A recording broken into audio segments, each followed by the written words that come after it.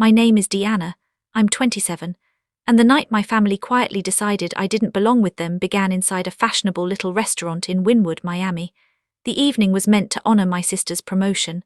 I arrived wearing a discounted dress I'd bought with coupons, holding a gift I really shouldn't have spent money on, but I kept telling myself celebrations were worth the sacrifice. That's what families do, right? The moment I reached their table, my sister slid her chair back and raised her voice just loud enough for the surrounding tables to catch every word. "Go somewhere else. This table is for real family, not strays we picked up." She delivered it with a smile like it was some rehearsed joke, and everyone sitting with her laughed, not awkwardly, not by accident. Full laughter, the kind people give when they already know the punchline. Heat climbed my neck, flooding my face as strangers turned to stare. I'd lived under the same roof as these people for more than 2 decades. They gave me their last name, their rules, their expectations, but in that moment they reminded me exactly what I'd never been, one of them. I didn't storm out. I simply took a seat at the far edge of the table and stayed while they ordered overpriced cocktails, appetizers in trays, and desserts they touched only once. I knew what my checking account looked like. I knew how close I was cutting rent this month. But when the bill finally came, the waiter placed the folder directly in front of me. $2,000. Not a single hand reached toward it. Someone just said, "Did you land a new client? You can cover it." So I smiled, slid in my card, and signed without trembling. Then I stood ready to walk out of that bistro and possibly their lives completely. Before I tell you what happened next, what he said and what came after, tell me, what time is it where you are? And where are you watching from? I want to see how far this story reaches. When I stepped into the humid Miami night, the air felt heavier, like the city itself knew the evening wasn't finished with me. I had barely taken 3 steps when the click of measured heels approached behind me. Controlled, steady, nothing like the chaotic energy I'd just left. A woman came to stand beside me, calm in a way that demanded attention without saying a word. Aunt Margaret, my mother's aunt, the relative who hovered on the outskirts of holidays, polite but distant, always observing from a safe distance. She didn't touch me. She didn't circle around to comfort me. She just stood there long enough for the noise from inside to fade. When she finally moved, I followed her to her car because I didn't know what else to do with the emptiness spreading through my ribs. She didn't offer sympathy on the drive. She didn't ask what happened. She just told me to come home with her, her tone firm enough that refusing didn't even cross my mind. Her condo overlooked the lights scattered across Biscayne Bay, but I barely noticed the view. She motioned toward the kitchen table, and I sat because obeying simple instructions felt steadier than facing what had just happened. Margaret lowered her bag, then took the seat across from me. Her movements were deliberate, cautious, like she didn't want to disturb something fragile inside herself. I had never been this close to her for more than a few minutes at Christmas gatherings, yet sitting across from her now felt strangely, intentional, as if she had made this choice long before tonight. She told me she had seen everything from the bar. She told me she heard every word that was said. She didn't speak with outrage, didn't dramatize, didn't even raise her voice. She just stated it plainly, and somehow that quietness carried more gravity than any shouting ever could. Then she said something I never expected. She said she would not allow me to return to a place where I was treated like a prop. She said she had let them lead long enough, and that the people who raised me no longer had the right to talk about family as though they understood it. Her voice wasn't warm, but it wasn't cruel. It was clear, cut to the bone, with no room for argument. She told me to stay with her for a while, at least until I could think without humiliation clouding every thought. I agreed, not because I understood, but because the alternative was walking back into a house that had never felt like home. Later, lying in her guest room, staring at a ceiling I didn't recognize, I realized this was the first time I'd ever been in a quiet space that didn't make me feel temporary. I didn't know what Margaret wanted or why she stepped in now, but the steadiness in her voice left me with the certainty that nothing about my future would resemble my past. Morning came softly, but inside me everything was still shaking. When I walked into the living room, expecting awkward silence, I was instead met with structure. Margaret sat at the dining table, posture precise, a folder placed directly in front of her. Beside her stood a man who introduced himself as Attorney Howard Lane. He greeted me with a subtle nod, the kind that implied he wasn't here for pleasantries. He opened the folder with smooth, practiced movements. I sat because instinct told me to brace myself, even though I didn't know what for. He pushed papers toward me, documents covered in numbers and signatures, legal language that carried weight just by existing. And then he explained. It turned out my biological parents had created a financial trust meant exclusively for my well-being. education, health, stability, until I reached adulthood. The amount was far more than anything I'd ever imagined. Yet the trust had been drained over the years by Deborah and Franklin, my adoptive parents, labelled as family expenses, withdrawn into accounts I didn't know existed. My heart hammered as Howard continued, his tone even restrained, almost emotionless. But the details didn't need emotion. They hit with their own brutality. Suddenly my whole childhood made sense, why my shoes had to be taped, why my school supplies were second-hand, why every request was met with guilt, and why Courtney and Ethan always had what I didn't, lessons, trips, opportunities explained away as necessary. The truth sat in front of me now, undeniable in neat stacks of paper. They hadn't run out of money. They had run mine out. Howard finished with a quiet finality and closed the folder. Margaret never interrupted, never softened anything. She let the truth lay bare, unshielded. I didn't cry. I didn't scream. Instead, clarity settled over me like cold water. A puzzle I'd spent years trying to solve had finally snapped together. In the following days, I stayed in Margaret's condo while she and Howard handled the storm. The world outside began creeping in, calls from unknown numbers, strangers asking for clarification, comments referencing statements my family had apparently made about me. Then a message from investigative reporter Jenna Ortiz appeared on my screen. She said she had documents and statements and wanted to offer me the chance to include my side. Margaret saw the message before I could hide it. She didn't scold me. She just said silence wouldn't protect me anymore. Howard suggested a controlled interview with records and proof. It terrified me. But for the first time in my life, I wasn't being asked to apologize for existing. I was being asked to speak for myself. I agreed. The studio was inside a renovated warehouse full of lights and wires and people who didn't know my history. Producer Daniel explained the process politely but without sympathy. Margaret sat just outside the frame, a silent anchor.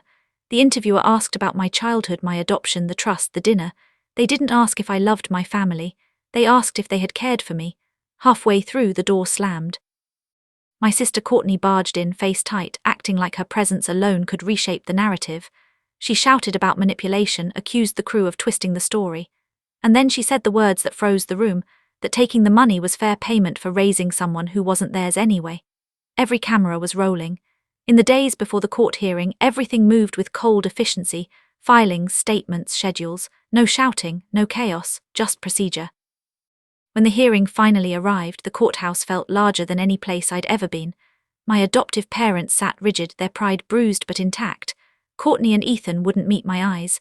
The footage was played without commentary. Courtney's voice filled the room, raw, unfiltered, impossible to deny. Howard presented the truth cleanly, like assembling a spine from scattered bones.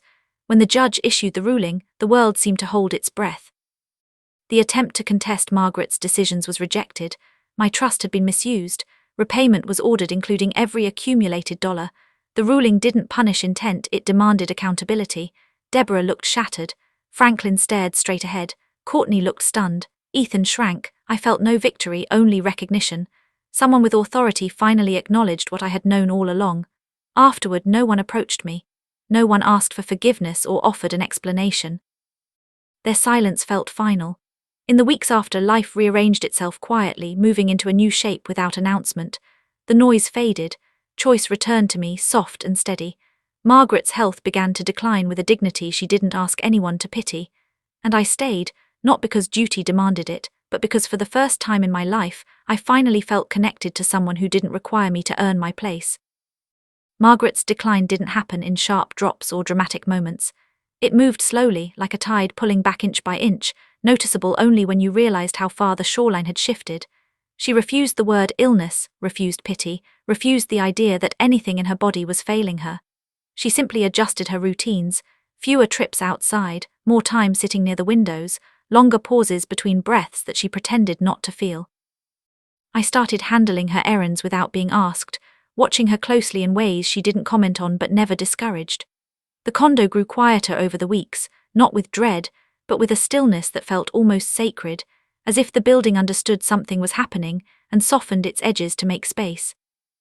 Some evenings I found her sitting in the armchair by the balcony doors, her gaze fixed on the water below, not wistful, not mournful, just contemplative, as if searching the horizon for something only she could name.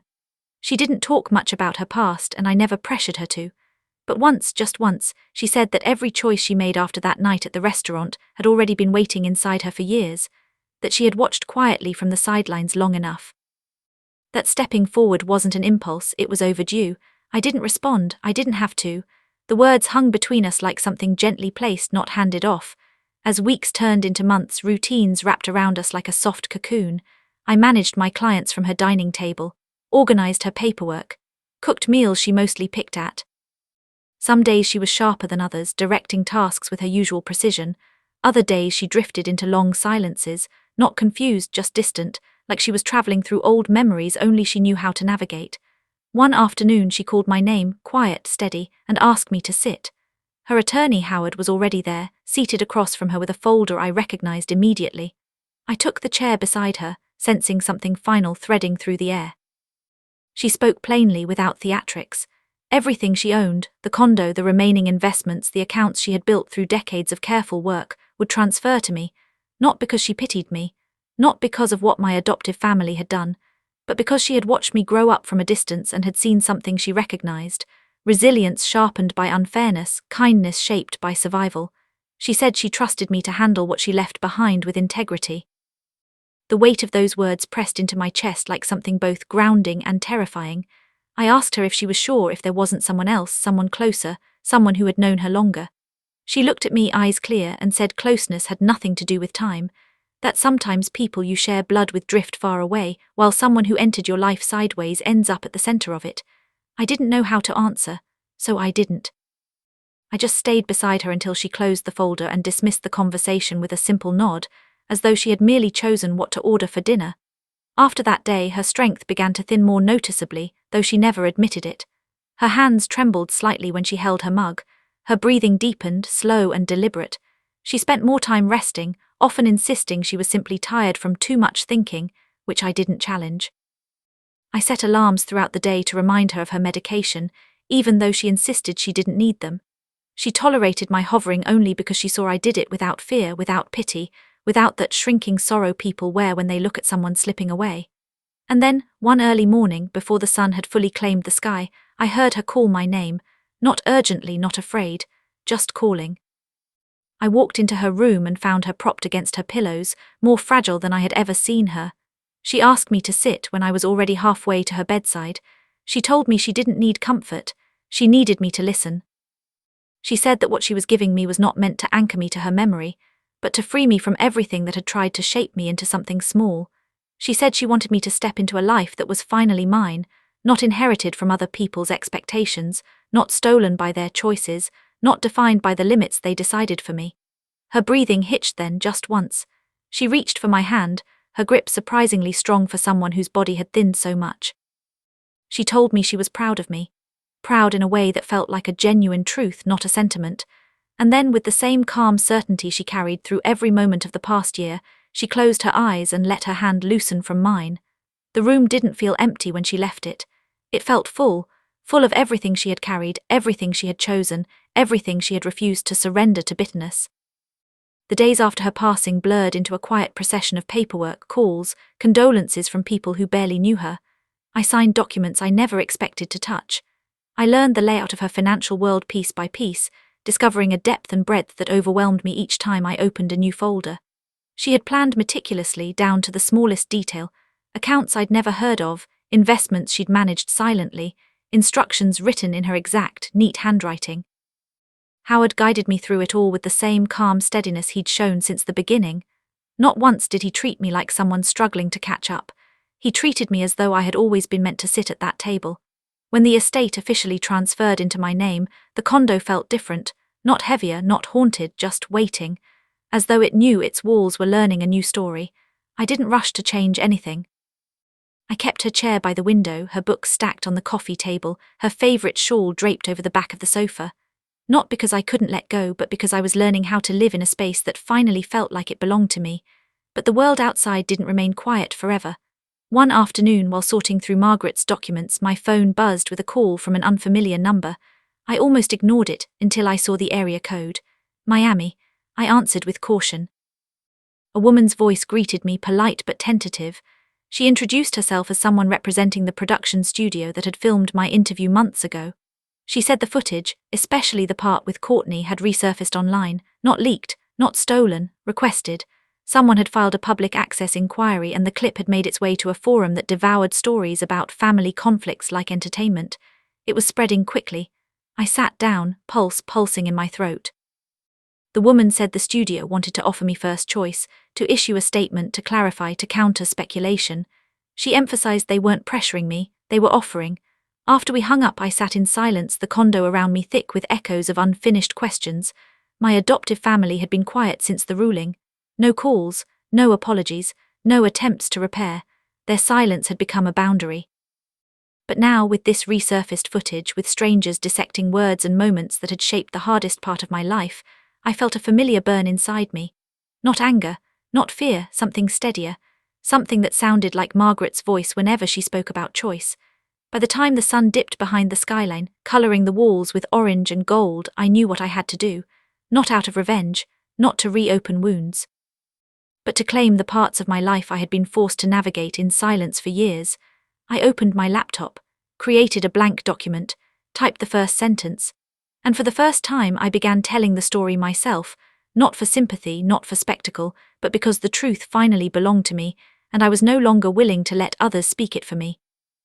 We rushed down the narrow basement staircase, the old metal railing cold beneath my fingers. The building seemed to groan with every step we took, as if it remembered my grandmother's footsteps, and recognized the danger closing in. Dust swirled in the air, stirred by the vibration of the pounding upstairs. Each strike against the apartment door echoed through the walls like a heartbeat, loud, frantic, warning us to move faster.